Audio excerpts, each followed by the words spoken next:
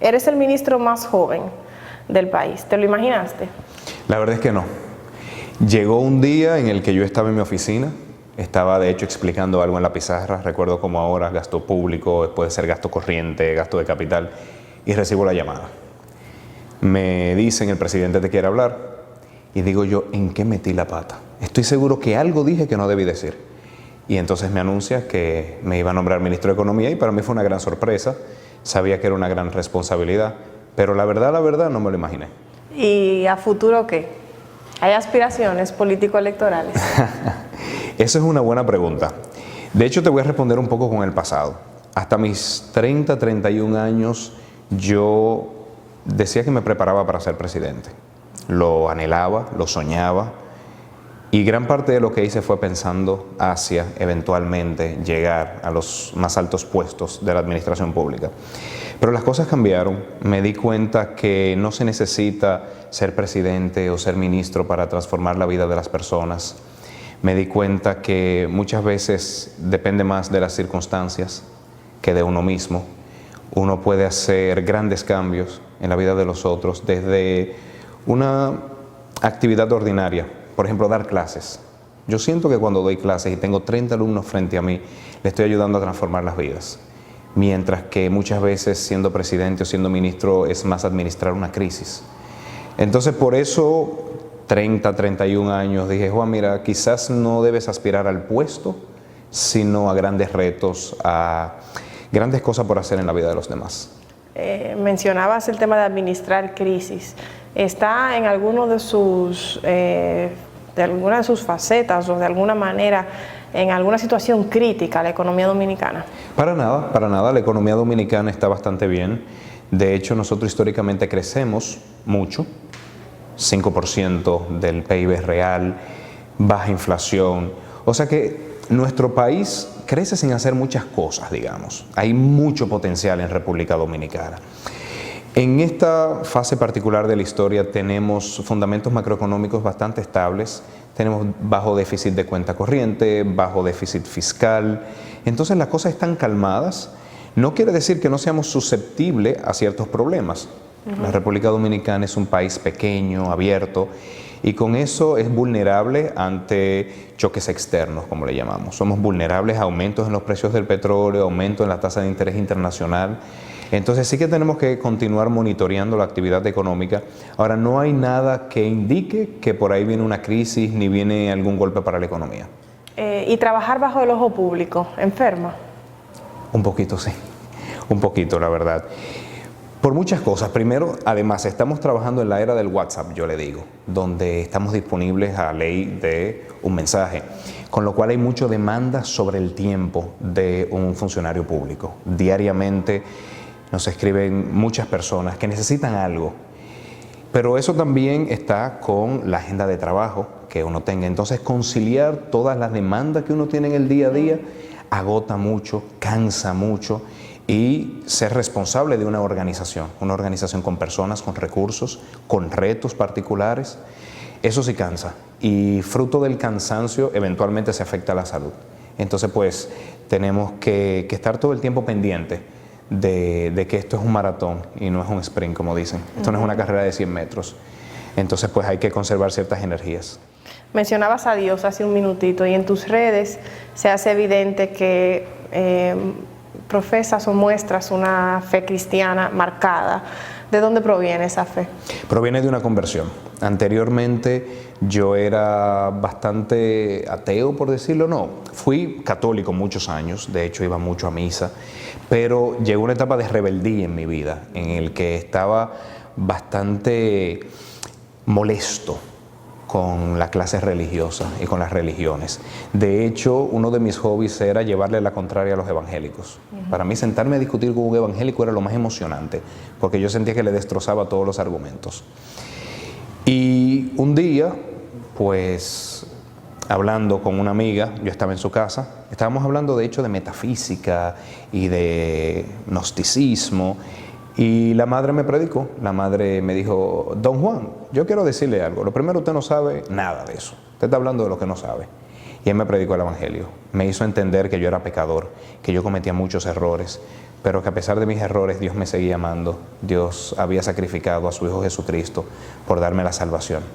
Entonces, cuando tomé en cuenta que alguien había hecho un sacrificio de amor por mí a pesar de yo no merecerlo, todo cambió. Y ese día hicimos una oración y yo recuerdo que cuando la terminamos yo vi el mundo distinto. Fue como la primera vez que me pusieron lentes. Yo vi las cosas como no las veía antes. Y desde entonces pues he estado caminando con Dios, he estado conociéndome más a mí. Y la verdad es que fue la mejor decisión que tomé en mi vida. Podría suponer que esas ideas religiosas eran cosas a las que, sobre todo si tuviste una etapa inicial católica, habías estado expuesto.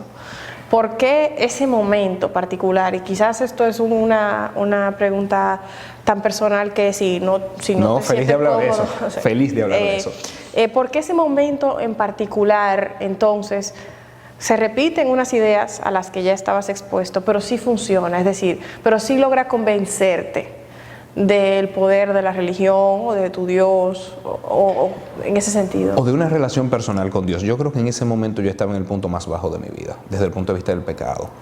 Los niveles de arrogancia en mí, de prepotencia, yo no sé cómo mis amigos me aguantaban. Yo les digo que son héroes, deberían hacerle estatuas en las aulas, porque yo era insoportable.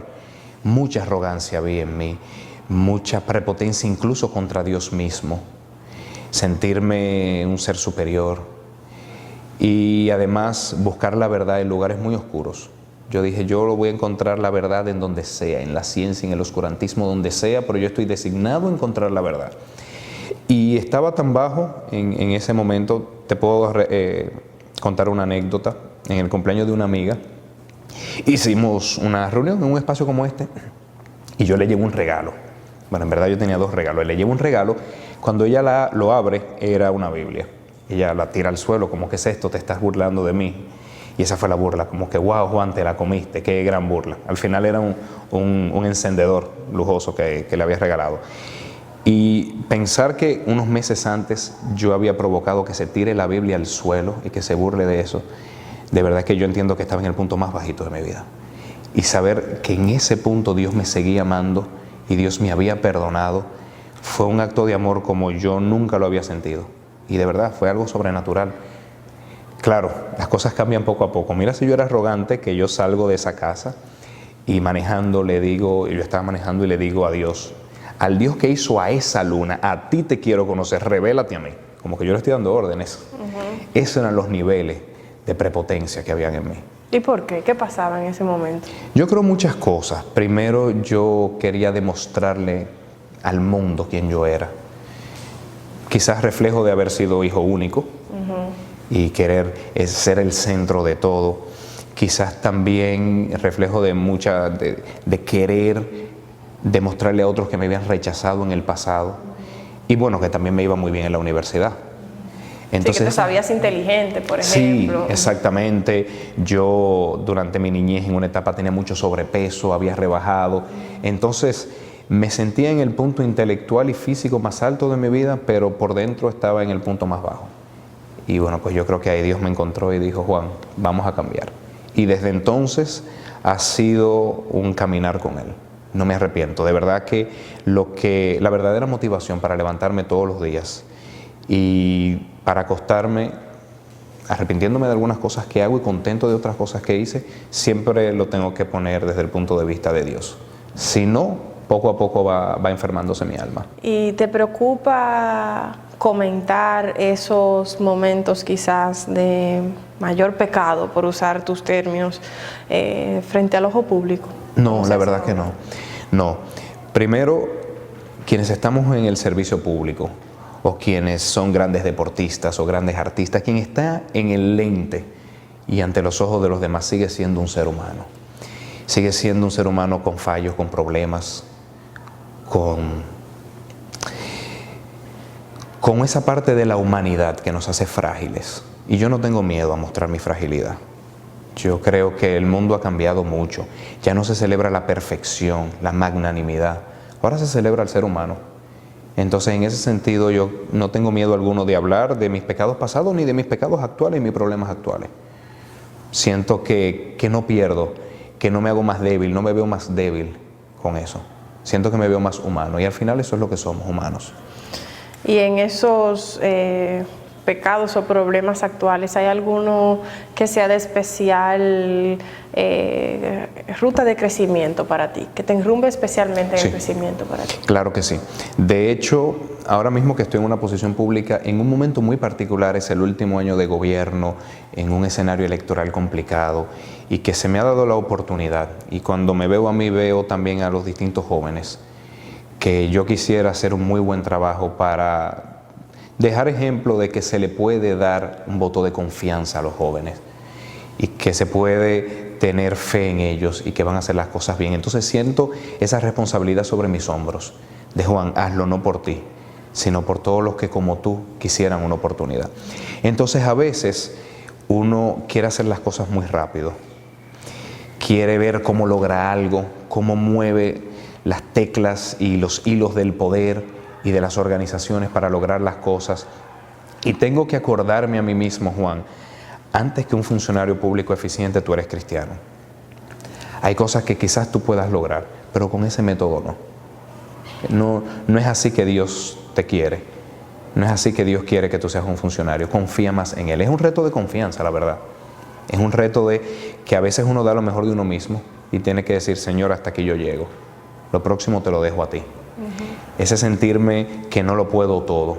Y como dice la Biblia, se prepara el caballo para la batalla, pero la victoria es del Señor. Entonces eso es un área de crecimiento que estoy trabajando y trabajo todos los días. De verdad que diariamente cuando me acuesto me digo, Juan, no debiste hacer eso. Aunque te hubieses tardado 2 semanas más, déjale a Dios las cosas. Haz tu trabajo, pero espera en Él. Entonces voy lidiando con eso día a día. Lidiando con eso. Es especialmente amargo esa parte de las críticas estando en el ojo público, no solo a la gestión, que suelen ser de esperarse porque es una gestión de la cosa pública, sino también a veces que si es hijo de Mengano, que si es hijo de Sutanejo, que si fue porque era allegado a no sé quién. Sí, yo lo voy a responder de 2 formas. Lo primero es que no, la verdad es que las críticas, por un lado hay que saber que en un escenario electoral, en una batalla electoral, es normal que esas cosas pasen. La oposición tiene que tener un rol. La oposición, la prensa, tienen que ser ese contrapeso que viva buscando si hicimos algo mal para señalárnoslo. Y eso es necesario para nuestra tranquilidad y para nuestro equilibrio. Saber que hay que hacer las cosas bien porque si no, alguien lo va a decir. Obviamente se cometen abusos, de vez en cuando sin toda la información, se hacen acusaciones, pero es normal de una vida democrática. Lo que sí muchas veces no me gusta es que cuando se mira solamente una parte, la verdad es que se deshumaniza. A mí me gusta mucho un TED Talk que tiene una autora nigeriana, Chimamanda Ngozi Adichie. The Single Story. El peligro de la historia única. Sí. Es muy peligroso ver solamente un aspecto de la vida de una persona, no porque no sea verdad, sino porque es incompleto. Entonces, cuando la gente ve de mí, bueno, es hijo de un político, del miembro del comité político, y se sabe, eso es verdad, pero no ven otras cosas. Y yo siento que quitan parte de mi humanidad y la de los demás. Por ejemplo, quien diga así, es muy fácil, siendo hijo de quien es, haber estudiado en las mejores universidades. Y quizás se imaginan que yo iba al colegio, al inglés, al francés, a la universidad con un chofer, y nunca pasó así, ni un solo día. ¿Sabes quién me llevaba a mí al inglés y al francés? Mi abuelita, que hoy tiene 93 años. Entonces siento que cuando esa señora en sus momentos 70, 73, 75 años dejaba de almorzar diariamente para salir a buscarme al colegio y llevarme a una clase, se está haciendo injusto con esa vida de sacrificio, por imaginarnos la otra parte de la historia que no queremos ver. Siento que también cuando las personas dicen, sí, él llegó a la universidad usando los fondos públicos, es mentira. Yo llegué con una beca de la universidad y con un enorme sacrificio que hizo mi familia. En su momento, para yo irme fuera la primera vez, mi abuela vendía dólares. Mi abuela se dedicaba a llamar a mis tíos de fuera y decirle, mándame 5, mándame 10 dólares, venderlo un chin más caro, volver a comprar dólares. Y la verdad es que se montó casi una casa de cambio. Pero esos $100, $150, $200 que ella me dio para irme a estudiar, eso es tan valioso. Y cuando se ve la historia única de mi apellido, se desconoce el aporte que muchas personas le han hecho a mi vida con mucho sacrificio. Entonces siento que estamos siendo injustos con ellos. Y esa parte no me gusta. Sí. También he leído tus publicaciones acerca de tu abuela. Sí. Parece que juega un rol especialmente central en comparación a lo que quizás sería más usual en la vida de la gente. Los padres, los hermanos los abuelos suelen tener menos principalía, no suelen tener igual principalía que los que conviven en la casa, pero ella parecería tener una principalía igual de importante. Sí, sí, sí.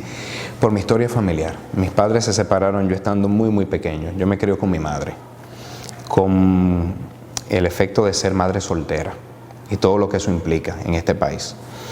Entonces me crió con mi madre, que tenía que trabajar diariamente, y pues entonces mi abuela le ayudaba a ella. Yo me crié siempre con mi madre, con mi abuela y una tía que es como mi madre también. No tuvo hijo biológico, sino que yo soy su hijo. Y la verdad es que gran parte de mi historia es la historia de sacrificio de esas 3 mujeres. Gran parte de lo que yo he logrado es porque cada una de ellas me regaló su vida. Yo te puedo decir que mi madre, cuando cobraba en el salario 13 o cualquier bono, me lo daba entero a mí, para lo que yo necesitara. Mi tía, por ejemplo, me pagó la universidad. Duró muchos años de su vida con un nivel de austeridad extrema para que yo pudiera pagar mi universidad. Entonces, pues cada una de ellas juega un gran rol. En especial mi abuela, mientras mi tía trabajaba y mientras mi madre trabajaba, mi abuela era la que estaba en la casa. Me llevaba al colegio, me llevaba al inglés, al francés, a la computadora. Entonces, esa historia familiar para mí es muy importante. Y lo digo porque sé que es la historia de muchos dominicanos también. Este es un país donde lamentablemente hay muchas familias monoparentales, las tasas de divorcio son altas y las mujeres tienen una carga bastante difícil, bastante difícil. La verdad es que yo te puedo contar una anécdota, no lo sabe ni mi madre, pero para mí fue un gran ejemplo de esfuerzo, que mi madre pues trabajaba hasta la tarde, luego iba, tenía cosas que hacer en el hogar, me atendía, me hacía cena, me revisaba la tarea, y a las 10, 11 de la noche, cuando ella pensaba que yo estaba durmiendo, y la verdad es que no, ponía la televisión bajita, ella estaba estudiando para sacar una carrera de administración, para luego levantarse temprano al otro día a hacerme desayuno. Ese ejemplo que me dio de superación, a pesar de todas las dificultades que tienen las mujeres que son madres solteras, verla trabajando, verla dedicándose a mí todo el tiempo y al final del día estar entonces estudiando con un amigo que iba a ayudarla, me acuerdo como ahora álgebra. La verdad es que eso fue un gran ejemplo de sacrificio y de esfuerzo. Entonces cuando me acuesto tarde trabajando, me acuesto tarde estudiando, me acuerdo de esos momentos donde ella me dio ese ejemplo sin saberlo. Esta historia no se la he contado ni a ella. También he notado en tus comunicaciones, puntualmente en tus redes sociales, cómo abogas, hablando del tema de la mujer, por la participación y la inclusión de la mujer en los distintos sectores de la sociedad, incluyendo la participación política de la mujer. Claro que sí. ¿Por qué tomas ese tema? Porque hay muchos ministros, la mayoría de los ministros son hombres, y salvo en aniversarios específicos por el Día de la No Violencia contra la Mujer, el 8 de marzo, el Día Internacional de la Mujer, hay pocos pronunciamientos en ese sentido, salvo que la cartera tenga que ver con eso, pero en general... Y me voy más lejos. Lamentablemente hay pocos cristianos hablando del tema y siento que es un área donde como cristianos nosotros tenemos que estar conscientes de que la mujer es un ser humano con toda la dignidad y que esa dignidad nosotros tenemos que honrarla dándole igualdad de oportunidades, no en las leyes solamente, eso es de jure. Una cosa es lo que está escrito en la ley y otra cosa es lo que pasa en la realidad. Y el rol de nosotros los servidores públicos es el de diseñar políticas públicas que atiendan las situaciones reales que están ocurriendo en el país. Pero sinceramente, no somos los hombres los que tenemos las mejores ideas de qué cosas necesitan las mujeres. Porque el hombre sufre de lo que se conoce en inglés como blind spot o espacios ciegos. Hay cosas que nosotros no vemos. Y hay cosas que son tan obvias para las mujeres que a menos que estén en espacios de toma de decisiones, en espacios de poder, quizás el tema no sale a la mesa. Y quizás, si sale a la mesa, no sale con todas las características, las informaciones que son necesarias para hacer cosas verdaderamente impactantes. Yo te puedo decir algo, yo ahora mismo me confieso feminista. Yo no era así hace unos años. Yo decía, pero ¿cuál es el problema? Pero si están trabajando, están estudiando más que nunca. Y recuerdo que una vez estaba caminando y unas amigas, dos amigas mías en particular, me dijeron, ay Juan, cuántas cosas que tú no ves. Y me fueron explicando. Y yo fui viendo una parte de la vida que jamás se me hubiese ocurrido que existía. Yo decía, una pregunta, ustedes dos son profesionales, ¿ustedes sienten discriminación? Y ambas me miran y me dicen, sí Juan, diariamente, y hemos aprendido a vivir con ello. Para mí eso fue revolucionario, nunca me lo imaginé. No porque los hombres seamos malos, no porque los hombres seamos descuidados, no, sino pero porque lo viven. Si uno no lo vive en su piel, no es igual. Y desde entonces me dediqué a leer del tema porque me llamó la atención. Digo yo, mira, yo estudié políticas públicas y estoy descuidando a la mitad de mi población. Le pregunté incluso a amigas que están en el sector financiero en posiciones bastante altas de toma de decisión. Digo yo, ¿y ustedes sienten discriminación? Y me dicen, sí, Juan. Pues yo, pero ¿cómo yo estaba ciego a todo esto? Entonces, por eso entendí que es muy importante que las mujeres tengan un espacio en la toma de decisiones, porque si no, vamos a seguir diseñando políticas públicas, vamos a seguir haciendo labor pública sin tomar en consideración toda la complejidad de la vida de la mitad de nuestra población. Hace un minutito decía que la República Dominicana no se encuentra en una situación o en un riesgo de crisis de manera especial en términos económicos. Y le quería preguntar cómo ve el pronóstico económico, por decirlo de alguna manera, no sé si esos términos existen, claro que existen, de la República Dominicana de cara a los próximos 10 años o 15 años. Claro. Bueno, lo que va a ocurrir en los próximos 10 o 15 años depende mucho del tipo de decisiones que tomemos hoy en día. Si nosotros, digamos, hacemos un escenario inercial, si no hay grandes cambios, muy probablemente estaremos creciendo entre un 4 y un 5%. Es normal que la tasa de crecimiento vaya bajando. En economía se le llama la convergencia. Entonces, muy probablemente vamos a tener inflación bastante moderada. ¿Por qué? Porque en República Dominicana ninguno de los partidos políticos tiene propuestas económicas que sean irresponsables. Yo creo que una ventaja que tiene nuestro país es que la clase política en términos económicos es bastante responsable, en uno y en otro partido. Obviamente yo tengo el partido de mi preferencia para el que trabajo y el que creo que tiene más experiencia gobernando y el que tiene las mejores ideas. Pero mentiría si digo que el partido contrario es irresponsable económicamente, claro que no. Y además tiene muy buenos técnicos en sus filas. A pesar de la crisis que presentó una facción de ese partido cuando gobernó durante los años 2000-2004. La verdad es que una crisis de índole financiera se origina en el sector privado. Teníamos bancos que estaban haciendo cosas incorrectas, que estaban teniendo doble contabilidad y que estaban generando prácticas muy riesgosas. Entonces eso no se le puede atribuir al sector público, no se le puede atribuir a sus decisiones económicas, porque se origina en el privado. Sí, siempre he dicho que una vez estallada la crisis, el manejo fue poco sabio. Se tomaron decisiones estándar, de verdad, y fueron muy valientes, pero se tomaron malas decisiones también. Y la verdad, yo siempre he dicho que de haber tenido el equipo económico del Partido de la Liberación Dominicana, no hubiese ocurrido de esa forma, porque ya hay una experiencia, un saber hacer, cosas que no están escritas en los libros y además una confianza construida a lo largo de los años que entiendo que el equipo del Partido de la Liberación Dominicana lo hubiese manejado mejor. Y siempre incluso doy la misma persona. Yo creo que de haber tenido el gobernador del Banco Central que nosotros tenemos hoy en día, esa crisis así no estalla. Porque cuando el barco está ante una marea fuerte y ante un fuerte oleaje, hay que traer un marinero muy experimentado. Quien estaba en ese momento no tenía experiencia de Banco Central. Quien nosotros tenemos tiene 40 años en el Banco Central. Conoce el sistema financiero a la perfección, lo escrito y lo no escrito. Y asimismo cada uno de los técnicos en el Ministerio de Hacienda, en el Ministerio de Economía, ya hay un saber hacer, que es lo que más ayuda cuando estallan las crisis.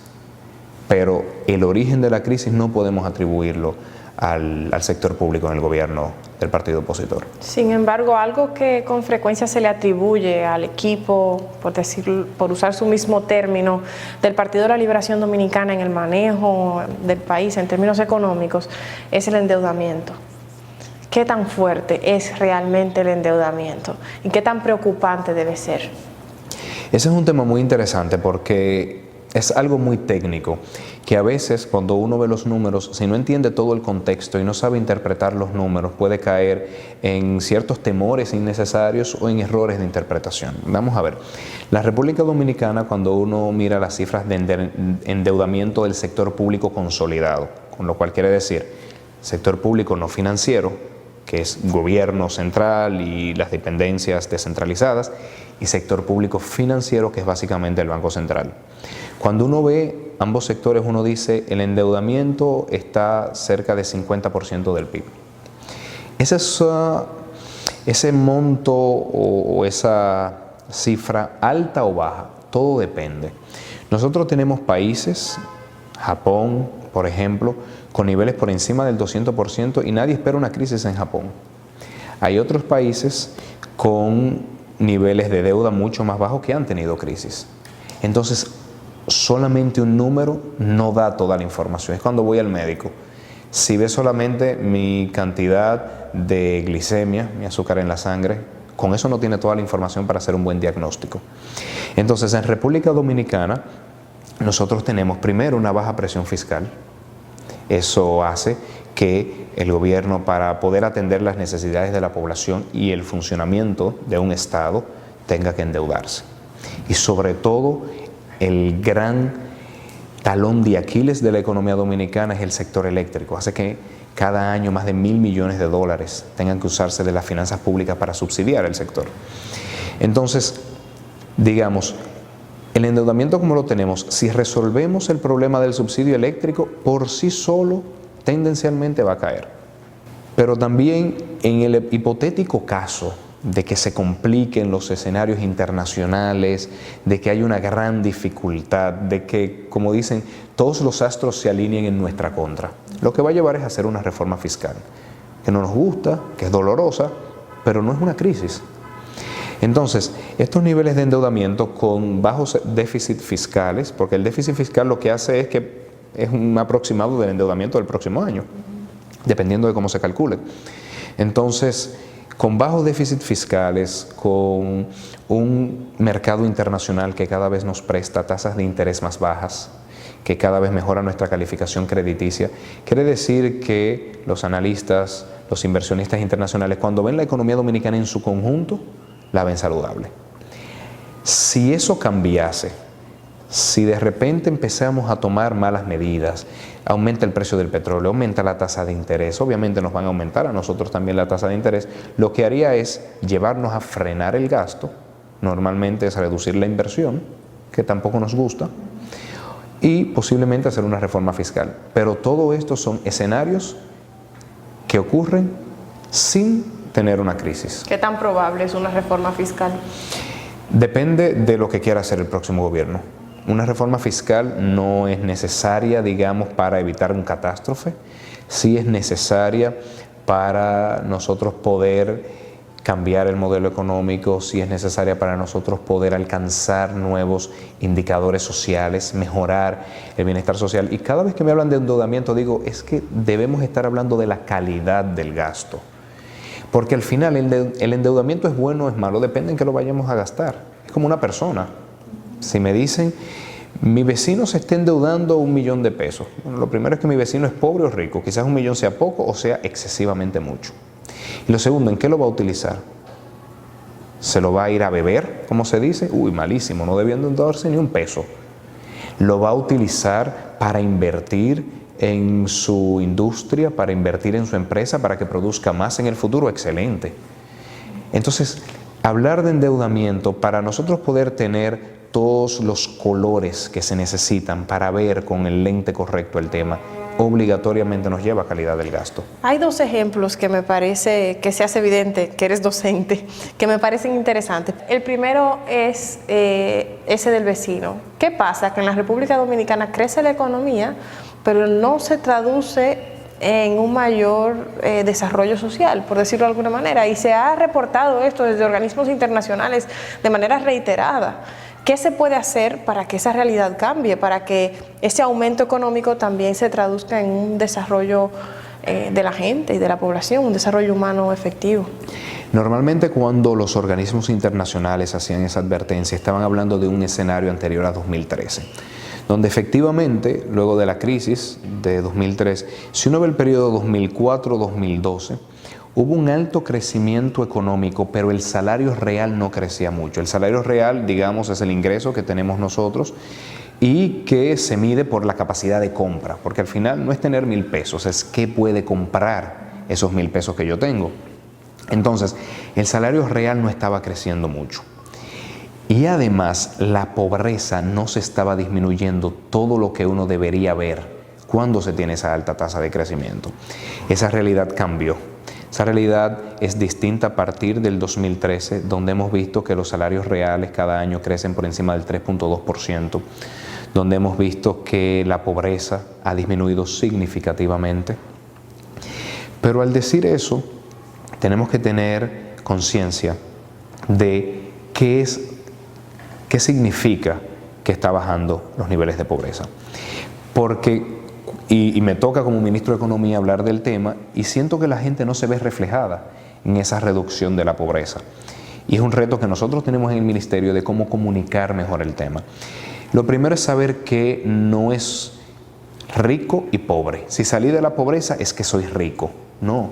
Si salí de la pobreza es que ya tengo los ingresos suficientes para cubrir el mínimo, el muy mínimo de mis necesidades, sobre todo calóricas. Eso no quiere decir que yo sea rico ni que esté bien. Normalmente se pasa de la pobreza a una zona que se llama vulnerable, pero es un indicador de que ya estoy en otra situación, de que ya mis ingresos me permiten consumir la cantidad de calorías necesarias para yo hacer actividades físicas. Entonces, eso se conoce como la línea de pobreza, y nuestra línea de pobreza anda por los 5.800 pesos mensuales. Claro está, una familia de un ingreso de 6.500, 9.000 pesos no se siente bien, y claro que no se debe sentir bien, pero para cifras oficiales ya no es pobre, sino que está vulnerable. Le preocupa, y voy a retomar aquel otro ejemplo que sigue pendiente, pero mientras tanto, ¿le preocupa la composición de la deuda? La composición de la deuda, cuando uno se fija, hay varias formas de verlo: deuda interna, deuda externa, deuda a tasa de interés fija, a tasa de interés variable, deuda con organismos multilaterales, deuda con instrumentos financieros como los bonos, o con países, como en su momento fue Petrocaribe. La verdad es que la composición de la deuda como composición a mí no me preocuparía. Una deuda bastante equilibrada, tiene tanto deuda externa como interna. En la deuda interna... ¿Y en cuanto, por ejemplo, a la proporción que hay en dólares o en bonos? No preocupa, de hecho ha ido bajando, sobre todo porque se ha desarrollado más el mercado financiero nacional, con lo cual gran parte del endeudamiento anualmente se hace emitiendo bonos en el mercado local. Y si nos vamos al sector público consolidado, que incluye el Banco Central es básicamente deuda interna. Entonces la composición per se no me preocuparía. Siempre hay espacios de mejora. Los organismos internacionales prestan a tasa de interés más baja. Son complicados a veces, son medio lentos, pero la tasa de interés es mucho más baja. Hay facilidades crediticias, por ejemplo, con China, a tasa de interés bastante atractivas. Entonces, como composición, no me preocuparía. Ahora se ha reportado que los organismos internacionales nos exigen ciertas reformas para prestarnos dinero. ¿Cuáles son esas reformas y qué tan posibles son y si son viables para el país? Depende. De hecho, hay préstamos, dependiendo del sector, que tienen anexas unas listas de reformas muy particulares para este sector. Por ejemplo, Estaba recientemente discutiendo con el Banco Mundial los préstamos del sector agua y estábamos viendo cuáles son las condicionalidades en ese sector. Ley de agua potable, reformas, digamos, de las coras. Pero cuando hablamos, por ejemplo, de educación, esos préstamos también tienen una serie de condiciones muy distintos, pues ahí lo que se requiere es mejora en las evaluaciones, mejora en la política docente. Entonces, hay préstamos que son sectoriales, que tienen implícitamente una serie de reformas del sector. Hay préstamos que son más generales, que tienen lo que se conocen como reformas necesarias. Y normalmente se discute con las autoridades, nos ponemos de acuerdo. De hecho, muchas veces nos ayuda a nosotros a incluir cosas para generar ese sentido de urgencia y lograr las reformas. A mí me ha tocado trabajar en varias de las reformas con préstamos, por ejemplo, del BID. Y me ayuda mucho porque digo, mire, como no esté esta ley lista, no nos prestan. Entonces ahí todo el mundo le pone atención. Eso es distinto a cuando estamos en una crisis y el Fondo Monetario Internacional dice, no, aquí se necesitan medidas drásticas porque estás en crisis. Y sí que nos pone unos requerimientos sin discutirlo mucho con nosotros y que uno sabe cuáles son, acumulación de reservas, reforma fiscal, bueno. Entonces hay que distinguir estos tipos de préstamos de cuando estamos en crisis, normalmente Fondo Monetario Internacional, a cuando no estamos en crisis que tenemos operaciones crediticias con organismos multilaterales. ¿Esos requerimientos de organismos internacionales se usan para la presión a veces cuestionable a estados? Sí, claro que sí. De hecho, hay muchas críticas a cómo esos organismos internacionales se han comportado con otros países. Hay muchas críticas de cómo han tratado distinto a distintos países. Por ejemplo, era muy clásico ver en los 90 que ante la crisis de Rusia no se le exigió lo mismo que a los países de América Latina. En el caso particular de República Dominicana, yo creo más bien que se usa para poner temas en agenda. Temas que una serie de reformadores en el servicio público entendemos que son interesantes y pues es una oportunidad perfecta para vamos a hablar de este tema, vamos a comprometernos con estas reformas. O sea que más que para la coerción, yo diría que ayuda para el enfoque. Hay unos proyectos de ley que se han venido impulsando según pude leer en algunas informaciones que circulan sobre su gestión desde el Ministerio de Economía para el tema precisamente de lo que tiene que ver con su cartera. ¿Cuáles son estos proyectos de ley y sobre todo cuáles son los 2 o 3 más urgentes para lograr lo que usted entiende es, o lo que tú entiendes es, una economía más sana en la República Dominicana? Bueno, hay varias cosas que yo traigo desde mi etapa como viceministro de la presidencia. Todos esos proyectos de ley, pues yo le estoy dando seguimiento y hay otros que son propios del Ministerio de Economía y que los encontré allá. Voy a empezar por los urgentes. Reforma de la Ley de Seguridad Social. Nosotros estamos discutiendo en el Congreso una ley que permitirá disminuir los recargos y los intereses ante los retrasos en el pago de la seguridad social y que nos ayudará a afiliar a más de 150.000 trabajadores y sus dependientes. Darle un seguro de salud, darle un seguro de riesgos laborales y permitir que acumulen para sus pensiones a más de 150.000 personas y sus dependientes, eso es algo urgente en este país. Un segundo proyecto de ley que venimos trabajando porque somos muchos en el gobierno que lo estamos impulsando, la ley de alianzas público-privadas. Muy importante, ¿por qué? Porque esa ley va a permitir realizar un sinnúmero de proyectos de infraestructura y de servicios sociales que son muy necesarios y que el sector privado los pudiese administrar mejor, porque se alinean los incentivos. Siempre digo, nadie maneja mejor un puerto que el privado, que depende de ese puerto para sacar sus exportaciones. Una ley muy importante. Otra ley urgente, la ley de agua. Agua es un tema que tenemos que prestarle atención. Sí. Nosotros somos un país con alta vulnerabilidad ante el cambio climático. Y aquí cuando no tenemos una sequía tenemos inundaciones.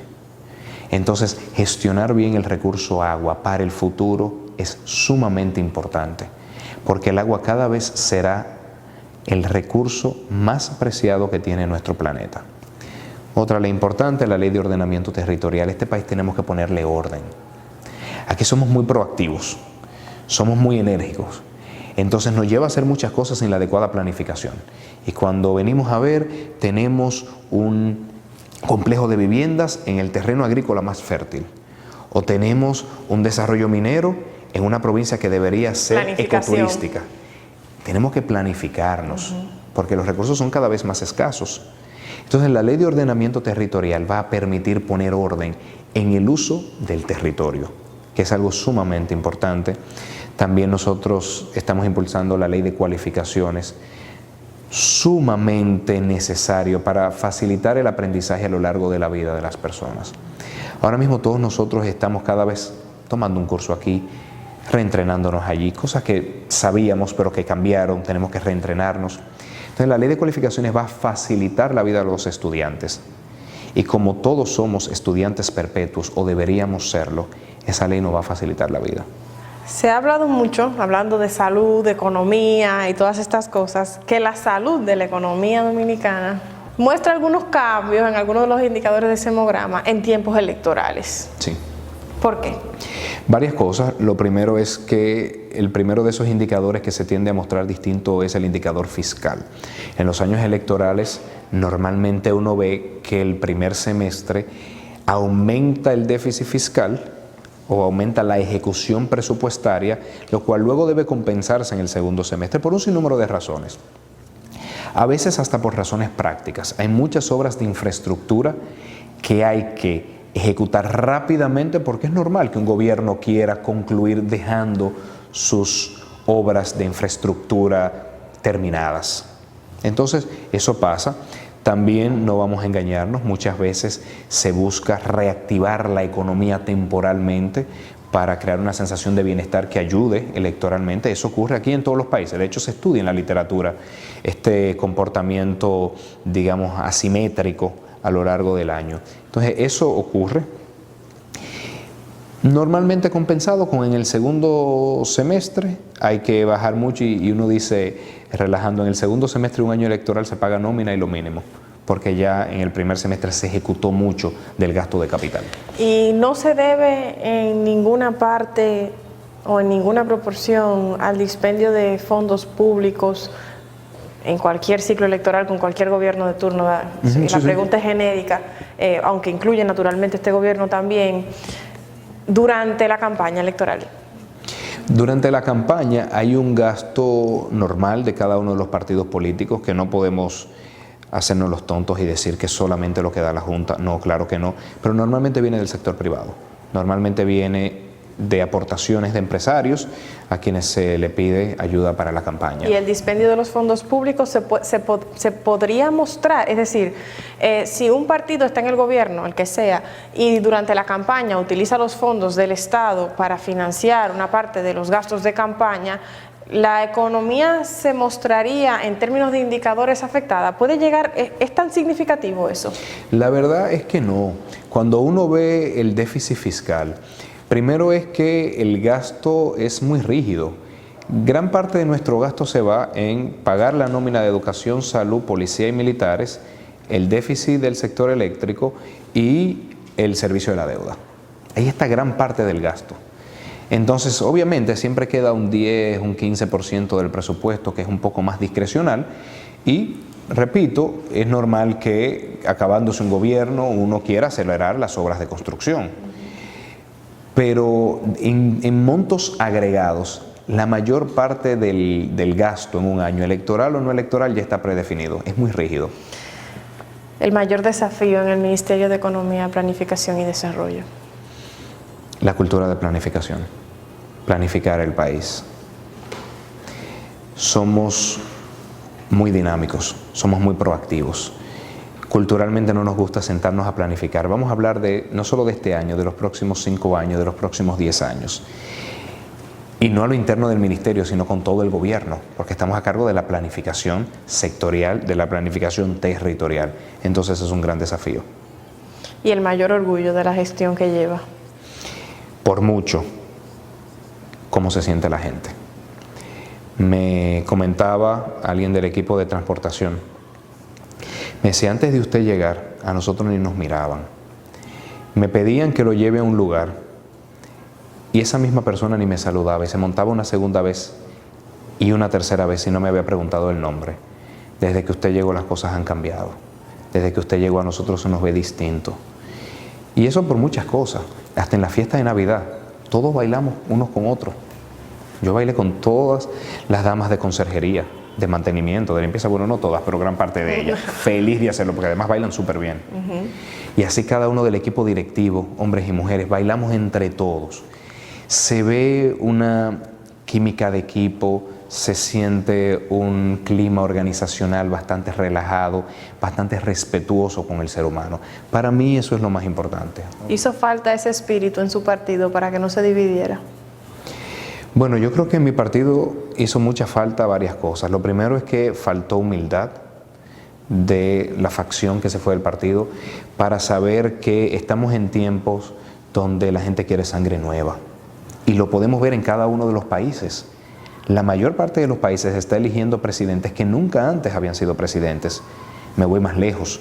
Muchos países están eligiendo personas fuera de la política. Entonces, querer repetir por cuarta vez.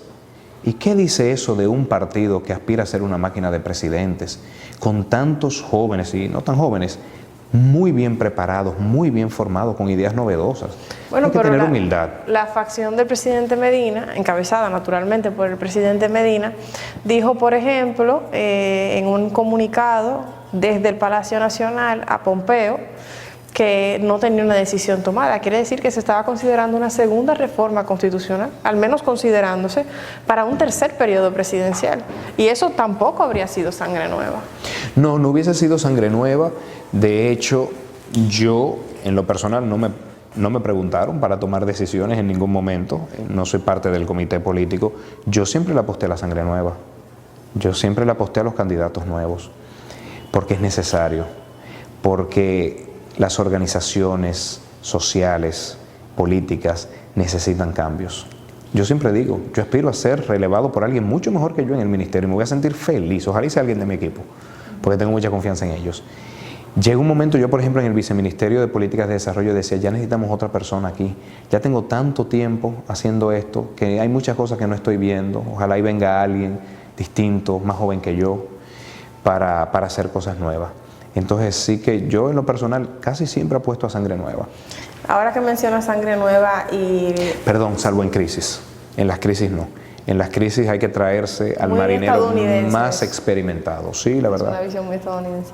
Le iba a preguntar, ahora que mencionaba, ojalá sea alguien de mi equipo, ¿cómo es la relación de su gestión y de usted con la gestión anterior, la que le precedía? Excelente. Primero, en lo personal, con el ministro anterior me unen lazos de amistad, fuimos compañeros de trabajo, tenemos mucha visión similar de cosas económicas, otro no tan similar, y pues tenemos lazos de afecto y de compañerismo profesional. Con el equipo que él tenía, obviamente tuve que hacer cambios a nivel directivo, hice varios cambios, sobre todo en la parte gerencial administrativa. Es normal, cada uno llega con su equipo de confianza y además yo sentía que necesitaba rejuvenecer la parte administrativa, pero te puedo asegurar que las últimas informaciones que tengo es que solamente 14 personas fueron desvinculadas del ministerio en mi nueva gestión. Muchas de ellas porque los directores me lo pidieron, situaciones muy particulares, decisiones que se debieron tomar hacía años y no se habían tomado. Yo sé tomar decisiones difíciles, no me tiembla el pulso, pero la mayor parte del equipo se quedó, el equipo gerencial de hecho en la parte técnica se quedaron en su mayoría y creo que la combinación entre la juventud, el equipo que yo llevé es muy joven, hay directores de 27 años, de 29 años, de hecho yo soy quizá de los más viejos de los nuevos, y la sabiduría y la experiencia de quienes se quedaron, que han tenido años en el ministerio, está dando grandes resultados. Tiene una energía y una velocidad de la juventud con una visión y un olfato de los no tan jóvenes, digamos, que hace muy buena química. Se logran grandes cosas. Para cerrar, yo creo que hay pocas cosas que infunden más miedo en términos del acontecer nacional que la posibilidad de un debacle económico, de una inflación significativa, de un alza del dólar, que por cierto, el dólar... ¿Se puede de manera fundada desde el Ministerio de Economía, Planificación y Desarrollo brindarle tranquilidad para cerrar la entrevista a la población, y si no, darle algún mensaje de alerta de las medidas que se pueden tomar para cuidarse de cualquier tipo de, qué sé yo, siniestro económico, por decirlo de alguna manera. Completamente. Yo creo que nosotros los dominicanos podemos estar muy confiados de que la economía seguirá un buen ritmo. Los fundamentos económicos de nuestro país son sólidos. La capacidad de los sectores productivos es alta. Las bendiciones que ha tenido República Dominicana y que sigue teniendo a nivel de naturaleza, a nivel de posición geográfica, a nivel hasta de cohesión social, permiten que en el país sea fácil promover el desarrollo. Y tengo que admitir que la clase política tiene la madurez suficiente para tomar buenas decisiones. Uno no ve ningún partido político haciendo propuestas que uno sepa que desde el punto de vista económico son irresponsables o son irreales. Los partidos políticos tienen buenos equipos técnicos. O sea que gane quien gane, yo espero que gane el candidato de mi partido, creo que es el mejor candidato de todos los que tenemos hoy en día, creo que tiene el mejor equipo y que la experiencia acumulada de todos nosotros, más la sangre nueva de algunos, va a dar grandes resultados. Pero de verdad, gane quien gane, la economía dominicana, salvo un catástrofe mundial, no tiene altas probabilidades de entrar en una crisis. La economía dominicana es muy saludable. Podemos estar confiados, podemos seguir consumiendo, podemos seguir invirtiendo, sabiendo que las cosas van a continuar bastante estables. Gracias, ministro. Gracias a ti.